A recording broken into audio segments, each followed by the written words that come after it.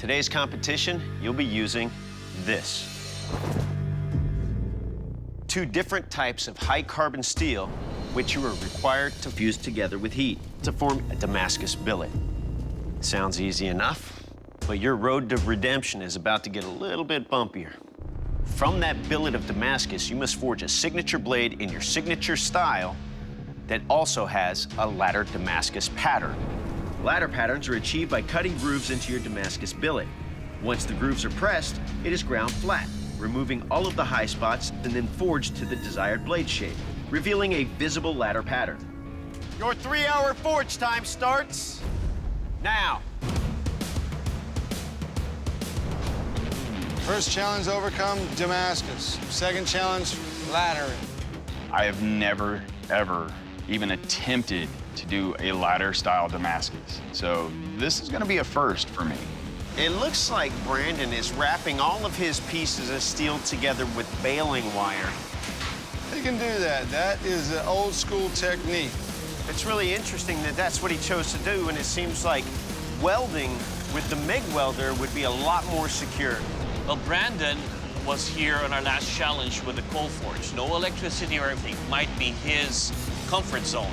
But in a competition like this, use what's available to you. I consider myself a purist. I like to do everything by hand, you know, files and hammers. I'm trying to get away from modern technology and go back to the way it was 100, 200, even 1,000 years ago. Oh! You got JD and Clarence over here working side by side. You have to get a good weld when you begin. Obviously, that's key. It's got to be a solid piece of steel. I've got everything welded up, as good as it needs to be. Time to put it in the forge and have a go at it. Where making ladder Damascus is concerned, I've actually done this before. I'm certainly as good as some and better than most. Wow. Man, look at how pretty that all just folded up. That was gorgeous, man. Origami. That was amazing. JD over here demonstrating exactly what it means to be a master at Damascus. Damn it. Son of a bitch. Brandon struggling with individual pieces of steel, trying to tack them together by forge welding each individual piece. It's time-consuming and hard to watch. Damn, dude. My welds aren't sticking, my pieces are all over the place. It's similar to nails on the chalkboard and nails in your ears. It's just, damn it, man, come on. Hey, it held together. Look at that. Standing in front of the forge is quite hot. It's in excess of 1,800 degrees Fahrenheit, plus the fact I've got another one directly at my back, so I'm basically cooking between 2 forges. Worried a little bit about JD here. Starting to feel actually a little queasy and unwell. See, I'm not sure if I'm just fighting staying conscious. Yeah? Yeah. But you need to sit down. Oh. This is not an easy competition. It can take its toll. This forge breaks people down, physically and mentally. Clarence, starting to work on his ladder pattern. Gabe is cruising right along. He's over there on the 72-inch belt grinder. So here's what I'm really amazed by. How much knife Brandon got out of that piece of steel. He'll be able to do surgery with that thing, but I don't know about chopping ice. Okay, I gotta get back out there. I'm feeling well enough that I can go back out, even though I've lost quite a bit of time. I'm determined to get this piece done. You have only 30 minutes remaining to turn in your ladder Damascus blades. Gabe's in the quench. Brandon just quenched. JD quenched. Oh, JD quenched. He's made a hell of a comeback. Boom, Clarence is quenched. All right, gotta remember to acid edge. You don't want to see any of these redemption challengers go home on a technicality. That exposed pattern, we need to be able to see it. I made a fairly low layer Damascus billet, and so once you put it in the etch, that thing just is black and white contrast in a very bold pattern.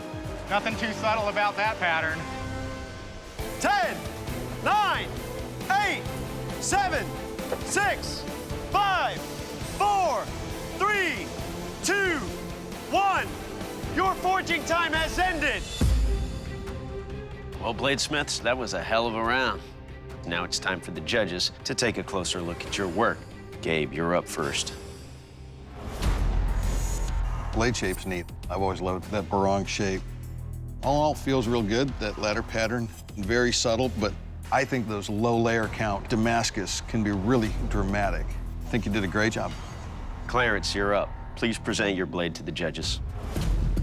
Clarence, you have a really nice looking pattern going on here. How many layers do you have? I think it was around 20. And then I folded it 3 times, so around 60 is what I imagine. Have you ever done that before? I haven't done that, no. JD, you know the deal.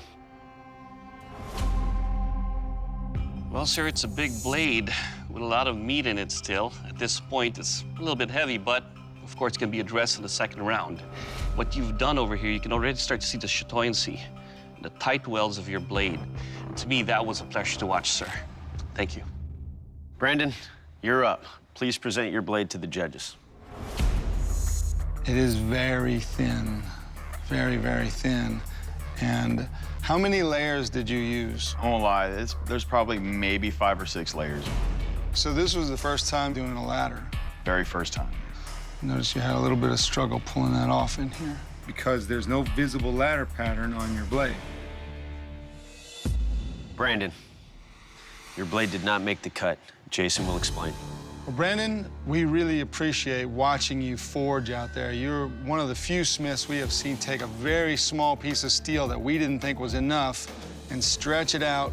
But the biggest problem is that you do not have a ladder pattern in your blade, and that's why we're sending you home. Last time I got eliminated, I was hurt. You know, I cried a bit, but I believe the judges made the right decision. The first thing I do when I get home is gonna be the exact same thing I did last time I was here. I'm gonna fire up the forge, and I'm gonna swing that hammer as hard as I can for as long as I can.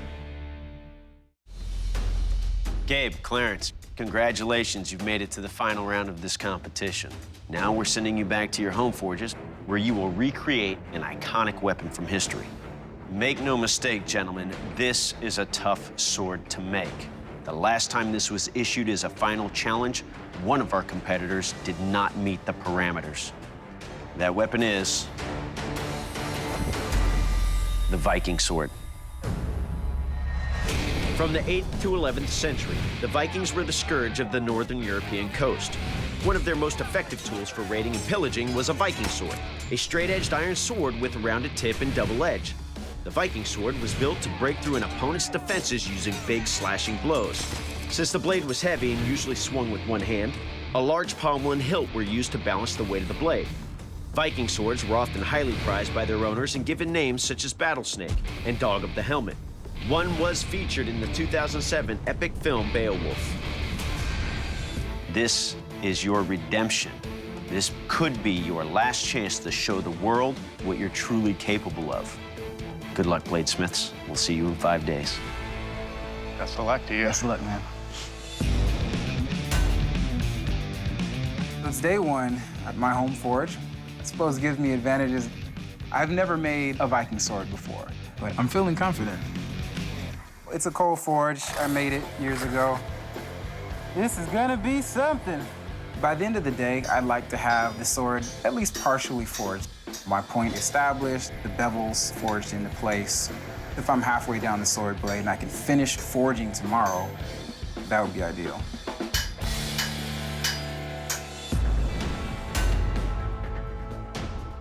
We're here at Dragonfly Forge.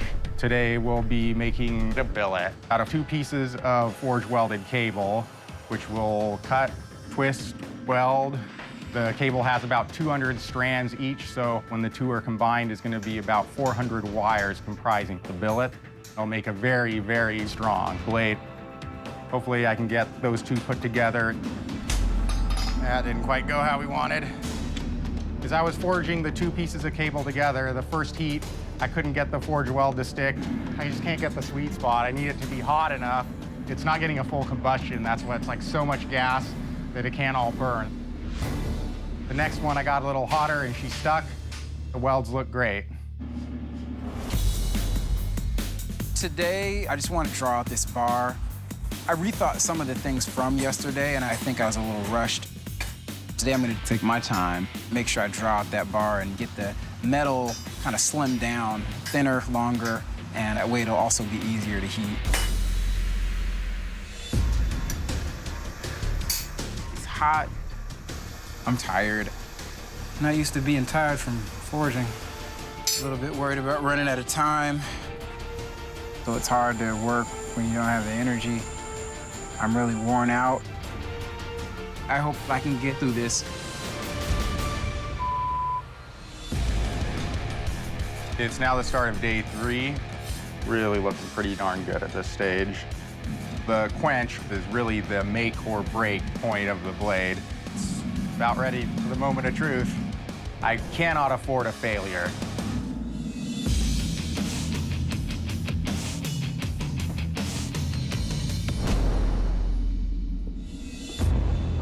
The absolute worst thing that can happen during a quench is to have a fatal crack. There's no choice but to start over at that point. Pretty damn straight. Looks good. We're over the largest hump of the whole project now. Day 5. The plan is to finish everything. Grind, put the guard and the handle on, and quench the blade. Working a sword like this by hand, especially it being the first of these that I've done, a lot of difficulties.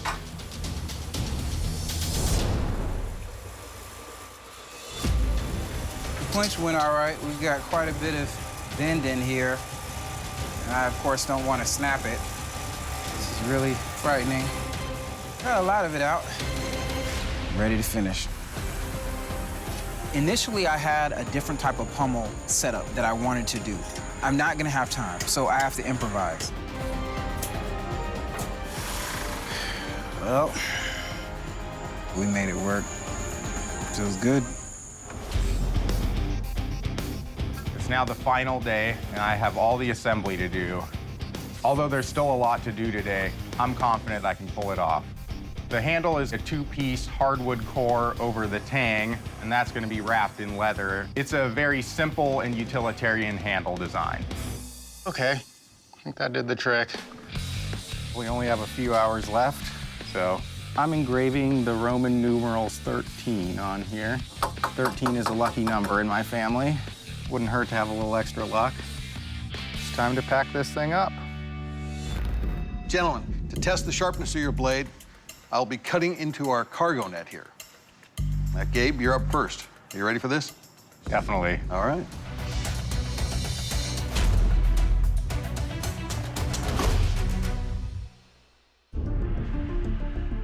Well, Gabe, that blade made pretty short work of that rope net. The weight overall is a nice feel. Definitely did a good job, definitely a sharp weapon.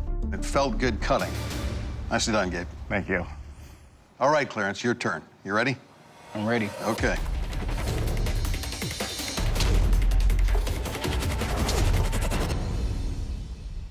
All right, so Clarence, a couple of things I really like about this blade. The weight is very nice and the balance is very well done.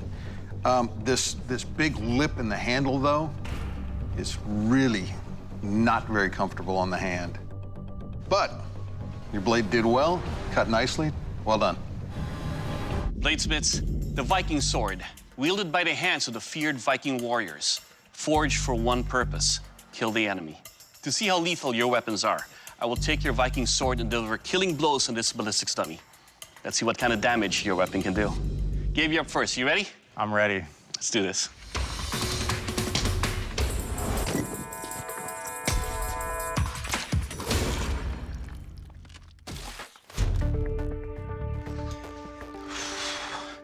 Okay, Gabe, the handle is comfortable with the wrapping that you did there. It feels good. As you can see, it lacerated the chest. The chest cavity here even took out some bones of the ribs. It is sharp on both edges and penetrated easily on this ballistics dummy.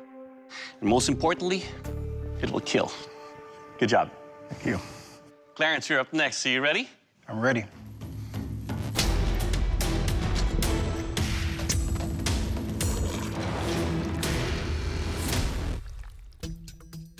Okay, Clarence, it feels good to wield. It's got great balance to it. The one thing that it didn't do was cut cleanly through the ballistics dummy. It felt like it was bouncing off, and I'm wondering if that's your edge geometry here being thick and the sharpness of your blade. But in the cuts that it did do, the weight did penetrate, broke some bones. It penetrated on a deep thrust coming out, and that would be a very lethal wound. And your weapon will kill. Now, the Viking sword was commonly used in conjunction with a shield, so to test the strength of your sword, I'm going to take 4 blows into these wooden shield edges, 2 with either edge of your blade. Gabe, you're up first. You ready? Yes, sir. All right.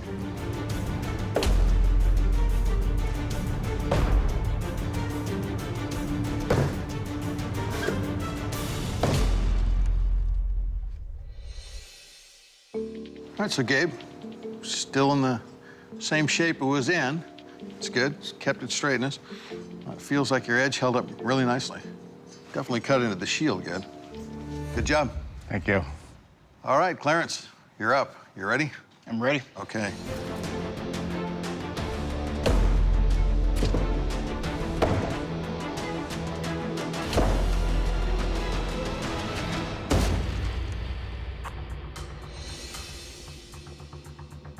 Well, Clarence, your edge held up nicely.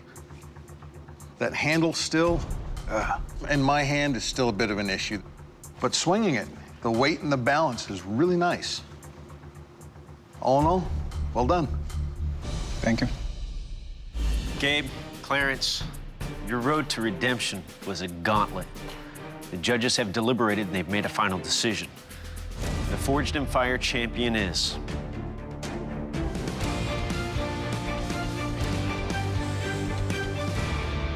Gabe, congratulations. Clarence, please surrender your weapon. The first time I competed, I wound up out in round 1.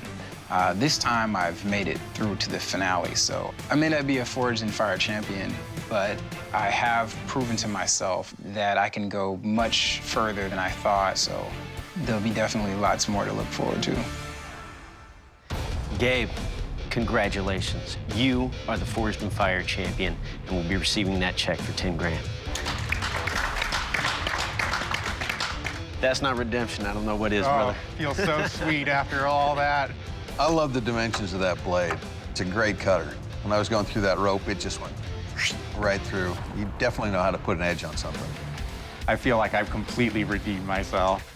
Feels incredible. I never thought that the title Forged in Fire champion would mean as much as it does to me right now.